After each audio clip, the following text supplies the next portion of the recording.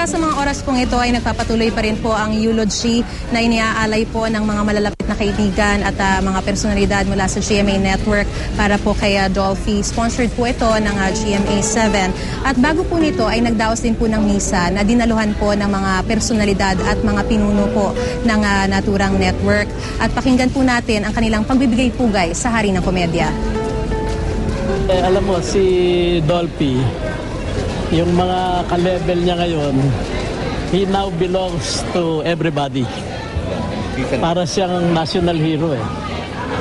Kaya tayo, maski hindi natin siya naging artista, dahil icon siya sa industry, kailangan parangalan din natin siya. Minsan mo lang makasama eh. Nararamdaman mo kaagad yung init ng puso niya sa yung madali bang kumbaga sa salitang pang-araw-araw, madaling dalhin. Mahuhulog kaagad yung loob mo. Hindi ka mahihirapan pakisamahan. Bata pa ako talaga, idol ko na po si Tito Dolphy. Kung idol si Pidol. Ayan ay naging inspirasyon ko rin. Marami siyang mga binibigay na magandang mga halimbawa sa mga Filipino.